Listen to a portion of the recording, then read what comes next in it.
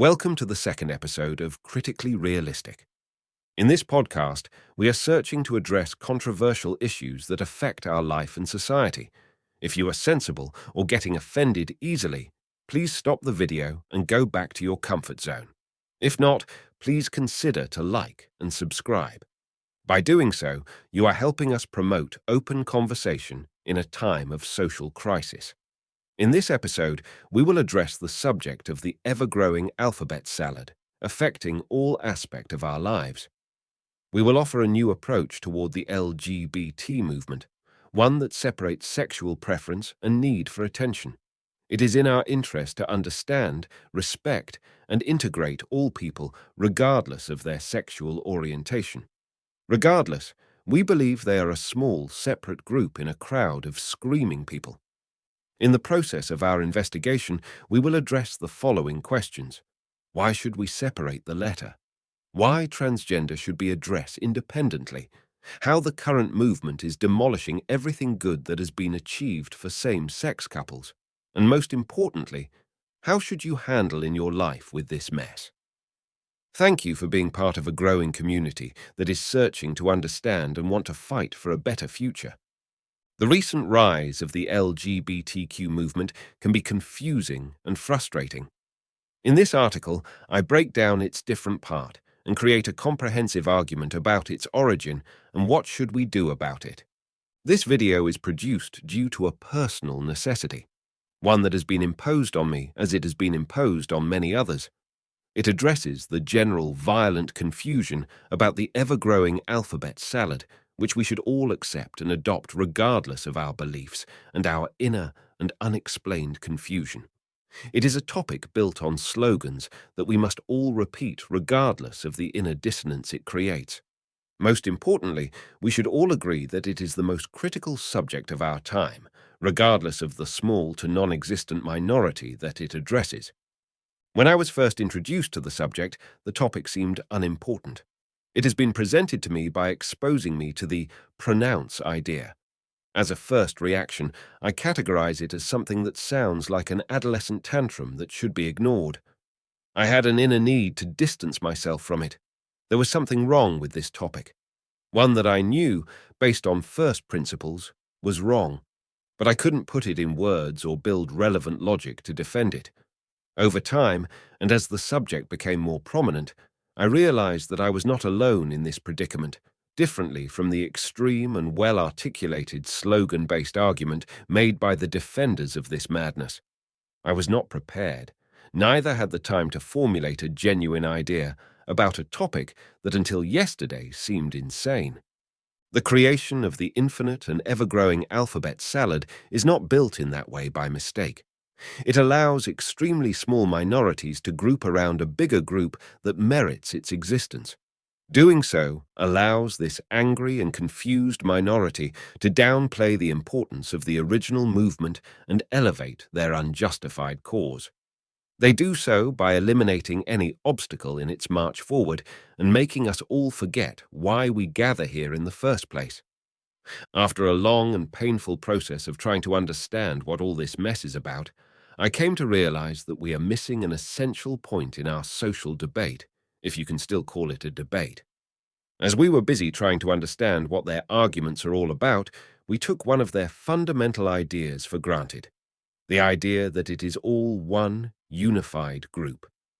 I believe the key to solving this hellish alphabet salad is connected to this point, and I hope I will surprise you in the way I will present it all. To seriously start a conversation about the topic, I believe a separation needs to be established. I would divide people and the general population into three separate categories, representing the totality of any population on Earth. The first is a category of people that know what they are and have a certain sexual attraction to another category of humans. The second is a group that is obsessed with who they are, regardless of their sexual orientation. And the third group is constructed by confused people that have a deep need to feel special and are in desperate need of attention. I decided to call the first group LGBTQ. The acronym is for lesbian, gays, bisexual, a heterosexual. The exclamation point, in the end, is there to make sure no more letters exist in this acronym. This group is addressing a question of sexual preference. They clearly know what they are and normally are relatively certain about whom they find attractive. There is no confusion on the subject. The conversation occupying this group concerns one's preference for his private life, generally in his private bedroom. The main fight, one to a certain extent in big part of the Western world, have to do with equality of opportunities, not equity. And yes, it is not the same, and legal rights in our society. It is clear to me that there are many different people with very different aims in this group, a statement that is true regarding any kind of group. Douglas Murray famously said there is nothing in common between gays, lesbians, and bisexuals. While it is undeniably true, this statement does not help address the philosophical issue. If we are to make sense of this absurd alphabet salad, the construction of logic, and not a deconstruction, is what we should aim for. Following this statement, I will repeat my point. This group has something in common. Yes, including the heterosexual. They want their sexual business to be a private matter that does not affect their status, opportunities, and rights. I will intentionally ignore asexual people, as their statement is something along the line of, "I'm sexually nothing." A statement that by itself declares that there is nothing to look or talk about. After some research, I didn't encounter any oppression, negation of rights, or lack of equality for people who were sexually nothing. The only visible place where this can be uncomfortable is in front of one's own family, as some questions will emerge over time about the family's expectations for relationship and family creation. But this does not justify in any way the need for a general social discourse. The second and third groups make all the rest of the letters, as many as they are. These two groups require a delicate observation, and no, not for the sake of not offending them.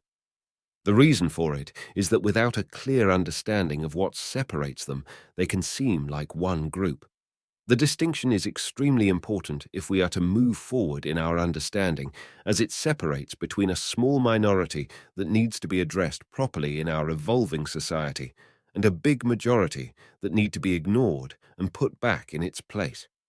The second group can be categorized as people that genuinely believe they are something else.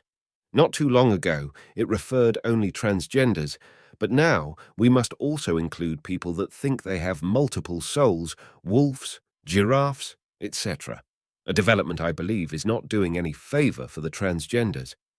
Their main concern has to do with who they are, different from the first group that has a clear answer for it. This is a metaphysical question that needs to be addressed in that way. The belief that one is mentally different from what he physically is rooted in the notion we have a separate soul and body. It is an old argument, and transgender people can be seen as an extreme branch of this line of tough.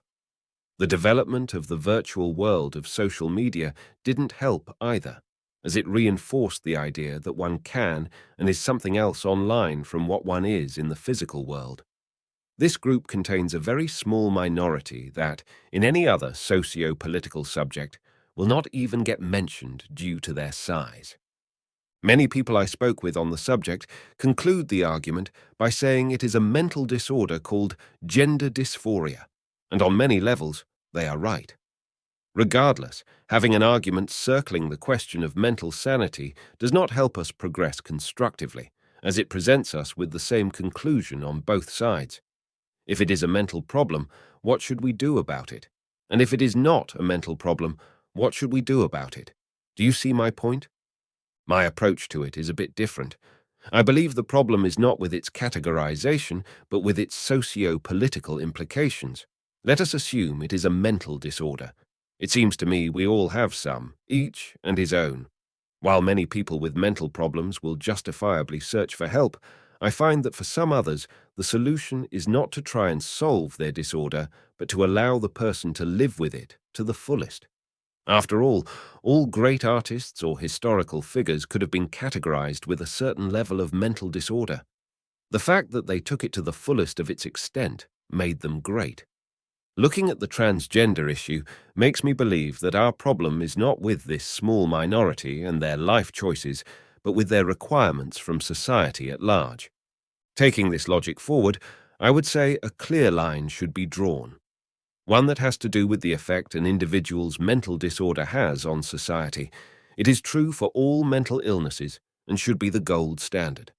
The line should answer the question, does this mental illness hurt anybody except the person in question? If the answer is no, it shouldn't be addressed socially. If it does, the following questions should be, in what way? And how can we mitigate the danger? It is important to ensure that when we ask the first question, we judge it by the standard of physical harm and not the mental or philosophical aspects of the question. After all, if an adult man is convinced he is a woman and is willing to go as far as castrating himself for it, it probably proves something about his own conviction. As long as this change is not inflicting physical harm on another and is not pushed on kids, I don't see why to stop him. Following some reflection on the second group, I truly believe that if the transgender community would peacefully handle their business, accepting they are a small and very peculiar minority, I doubt it would ever arrive where it is currently. The idea that we should all accept it as normal is the root of the social problem with the second group. To understand it fully, we must stop and define the word normal. Everything that happens only occasionally or represents a small minority of people in a society is the definition of something that is not normal. Normality is a word that represents repetition and/or the majority. Asking people to address transgenders as normal created dissonance and started an important conversation based on a lie. If we all accept that it is not normal but still significant enough to address, we would have a better chance of finding good solutions for this new phenomenon. Eventually, the majority of the second group is searching for recognition in society, not acceptance. Yes, there is a difference. At the same time, they are very different from the LGBTQ. Their goal seems to be the same as the first group, ensuring they have equal opportunities and rights as humans. I believe this request is something the majority of the people will agree with, and an argument we can and should address honestly and uncomfortably. Transgenders in the second group have attached themselves to the LGB because they eventually search for the same status. It is different people searching for the same end. The problem with this approach is straightforward. Since we are talking about a different category of people, they will have different needs, meaning that the solutions need to be addressed separately. Adding themselves to the LGB, they lost the capacity to address their need and rob the other group from addressing their struggle. Asking society to change and accept a new phenomenon is one complex task, one that requires delicacy, patience, humility, and endurance. If society as a whole needs to change, it is probably not the society that is the problem, but the way a person approaches society and its problems. Before passing to the third group, I will conclude by saying that the two first groups have the legitimacy of their own existence by being who and what they are in the real world. Democracy aims to give everyone equal opportunity based on meritocracy, equal rights, and the freedom to be what you are in your private space. None of the group seems to violate these ideas. Transgenders are a relatively new phenomenon that must be addressed in this context. I believe they have the right to ask us to find a solution for their needs in a way that does not make us abandon our principles. Now, let us move to the main issue at hand. The third group is currently our main problem, bringing all the alphabet salad issue into the main stage and defending it as if their life depends on it. This group, which can sometimes look like the second group but sounds completely different, is making this topic a hell of sentimental confusion. It is constructed from people I will categorize as confused, attention-seeker lost children. That needs to reinforce the notion that they are special and unique. The way they go about it is through hateful, violent victimhood, one that does not come from knowledge, logic, understanding, or wish for a positive resolution. Deep inside, They understood that adults don't have the time or the patience to hear noisy kids, especially if they are not their kids, and that demolishing morals and social fabrics is easier to do than building something new and better. Their problem is mental, and it is a problem that needs to be addressed on a social level. It shouldn't be ignored by itself, as it is a cry for help. It reflects a generation of lost kids. They are afraid, lost, and hurt, afraid of the world, and afraid to face the fact that in life, to arrive from nowhere to somewhere, you need to fail and give it all, and that sometimes it is not enough. They are lost, as nobody slaps them and shows them the right direction, leaving them to rely on arbitrary influences that tell them what they want to hear for momentary fame. They are hurt, as they have been explained that they can be whatever they want and discovered that they are nothing. They cry for help, since nobody ever taught them that they do not need external validation to be themselves. And most importantly, they believe that rights are given by birth and not a privilege you acquire by obligations, making them feel entitled to ideas they cannot even explain. For them, pride does not represent a value that signifies inner greatness. It represents the right to scream and get attention. Respect for them is not something you earn by actions, but deserve by being alive. Victimhood is their weapon, and we are all their oppressors. To achieve their infinite war against everything and everyone, they created absurdity and extreme, mainly because it reflects their inner world. It allows them to take us all on the hellish trip that they are trying to escape from. They demand everything at the price of nothing, explaining to us that it is our duty. This group is the real problem we all have. It feeds on the weakness of the good people, our current politicians' greed and our loving parents' fears.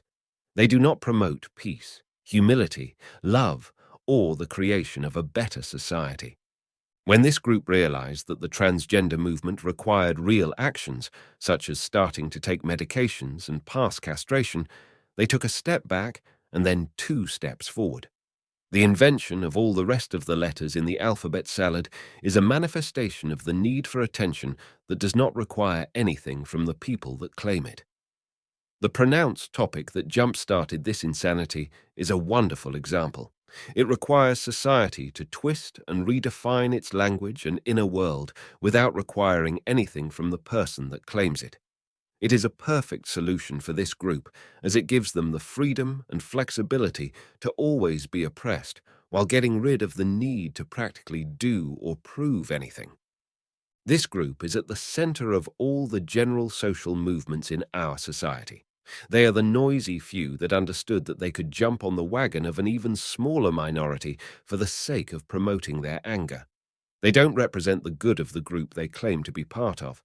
They are there to be noisy, angry, and hateful, preventing us from seeing the real issues we need to address, distracting us from having a real debate about possible solutions. I believe a separation need to be done between the LGBTQ, the transgenders, and the lost kids. It is the only way we can get out of it and bring back some sanity to our discourse and our life. It requires a clear understanding of this separation and each group's problems. Each needs our attention, and none is unimportant. Continue to play this game, heart everybody, from the LGBTQ. People that need to make sure that what they achieved in our democracy is secured, to the transgender that needs our attention and solution for their existing problems, and most importantly, to the lost kids that are crying for help and truly need a responsible assembly of adults that will discuss how to fix their predicament in a peaceful and respectable way.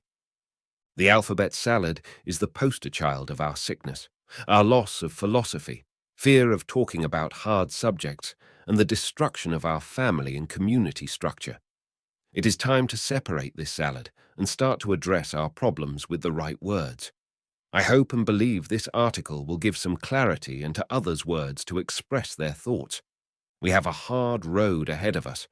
Ignoring it or hoping it will pass by itself is a delusional lie at best. We have come a long way and built great things as individuals and as a society. We are standing at a crossroad and a decision need to be made. Disclaimer: Do not search for my books if you feel offended or unsafe by reading this article. However, leave a comment. I am searching for people that are willing to debate with me. After all, if you have never spoken with people that do not think differently than you, it probably means you never truly spoke with anybody.